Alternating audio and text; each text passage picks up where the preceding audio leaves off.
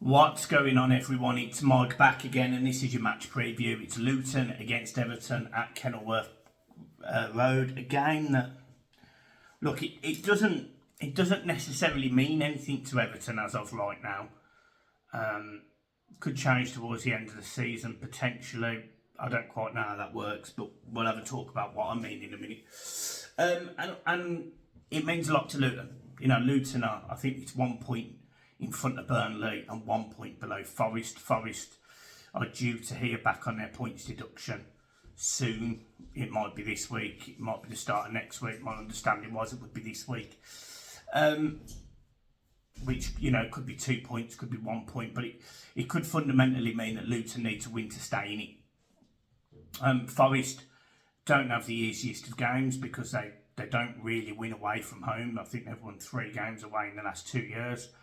And Luton are a team that have beat Everton twice. So Luton sit there in this game and they'll want to get a result. They'll want something and they'll go into it aggressive. You know, Morris has played really well this season at times. Ross Barkley's looked really good at times. You know, they've got the wingers, for example, who have got a bit of pace. They're not a bad footballing outfit, Luton. And actually, you know, as much as I have sort of criticised them at times this season, I actually think they've come across quite well. I'm just hoping we win. You know, this is a Luton side that beat us twice. It's been frustrating on both occasions. What really annoyed me about some of the performances was us, really, because I didn't necessarily felt like we took the game to them in either. And I watched Sean Dyche's press conference today, and you know, he said the performances didn't necessarily warrant the results. Actually, I thought that they were 2 of our worst performances. I thought that the 1-0 at home, or the 2-1, whenever it was, the first one, the one in the Premier League, I thought that was an absolute stinker. And then I know that we played them in the FA Cup, and that was a game that I thought Everton would win and advance in the FA Cup, and we didn't. So look, I'm not sitting here thinking that Everton are going to smash Luton 6-0 like I said the last time. And I got loads of stick for it from Luton fans and Luton fan channels. And look, I ain't really bothered about any of that. But the facts are, I don't actually think it's going to be as one-sided as I once thought it might be. I also think that Luton will want to do like three wins against Everton's always a nice feeling. I'm not saying that because we're a massive club, but 3 wins against a Premier League side that hasn't been relegated in 70 years isn't a bad feat for a newly promoted side.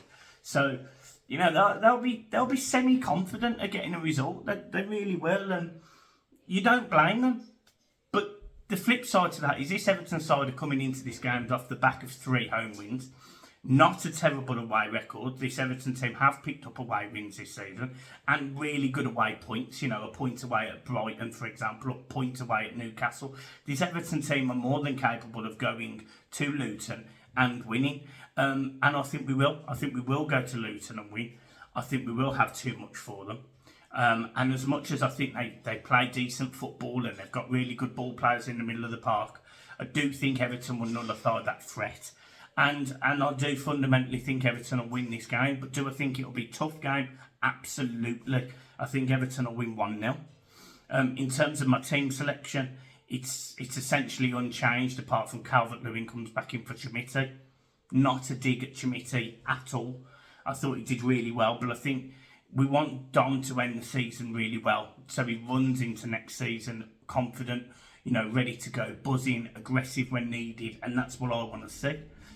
And I think that's the most important thing. We need to see out the season strong, you know, and if we can get 3 points in this game, and the reason why I don't know what will happen or won't happen, but there was rumours yesterday that Everton had spoken to a company called Teneo, who essentially are insolvency practitioners and debt relief managers, etc. And I just sit there and I think, if this is true, if that's true, and Everton are calling in people like that, there's something wrong with the club. Now, there could be a couple of reasons why that happened.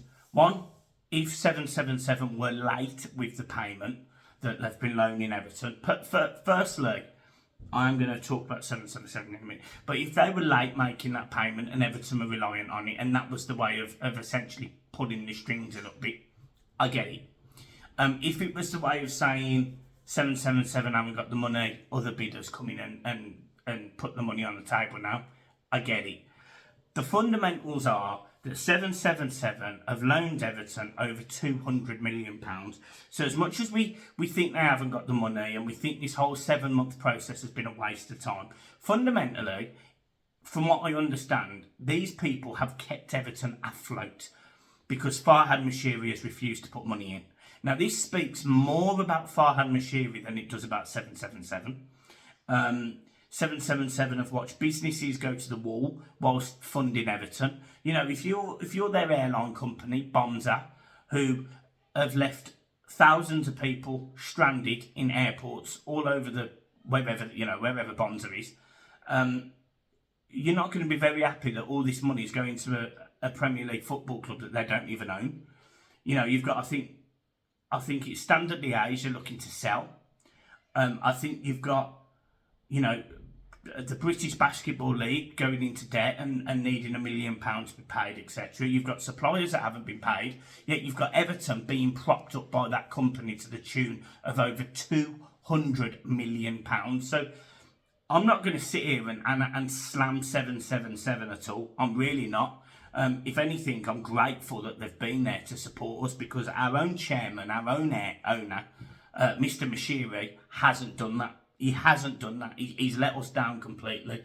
So the context around this game is actually ridiculous, and the off-the-field rumours, the potential that, you know, all these Everton players are going to have to be sold like a fire sale to pay all of this money back.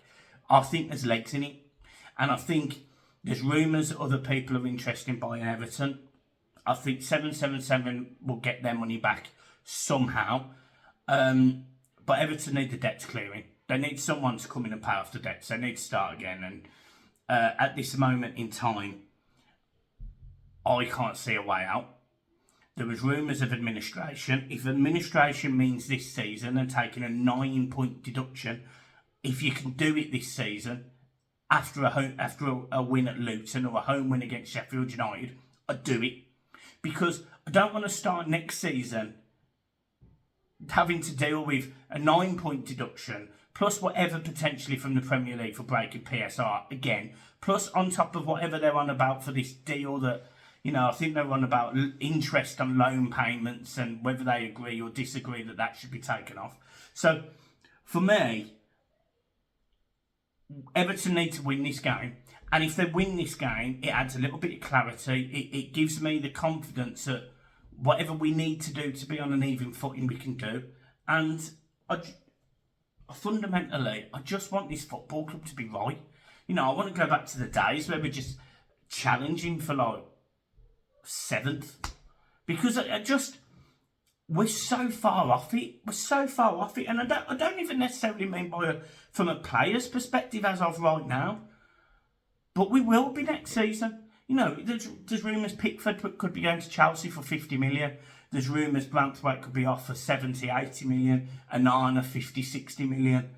And you do sit there and think, you know, say £200 million or whatever it works out to with add-ons. Leaving our squad. On top of all of the wages we pay for, you know, that are coming off. And I think it's a lot of money we're saving per month. You know, Andre Gomez is something like £480,000 a month. Dele Alli's £400,000 a month. I think Garner, if he leaves, I think that's another £300,000 a month. So there's £1 million a month saved already. So it's not rocket science, but it's who you bring in to do that. You know, Ndidi, who we've been linked with from Leicester, he's going to want a decent salary. You know, Ross Barkley, if he comes from Luton, if they're relegated, he's going to want decent money. So we just need to fix ourselves up. And I don't know how we do that without help. And I'm worried. I'm fundamentally worried. But the on-pitch games at the minute, you know, the performances, the last 3, They've took all of that away. They've put a smile back on our face, you know. They've made us feel good about ourselves, you know. People were still talking about the Liverpool win 7 or 8 days on, and that's lovely. But we need to try and keep it up. You know, we need to keep it up, and I do think on Friday night, a game against Luton, a game that Sky wanted pressure on, and there isn't. It's a good opportunity for Everton to get that extra little bit, and it gives us maybe a few points to play with. So, look, guys, I'm leaving it there. Make sure you hit the like and subscribe button, and I will see you soon.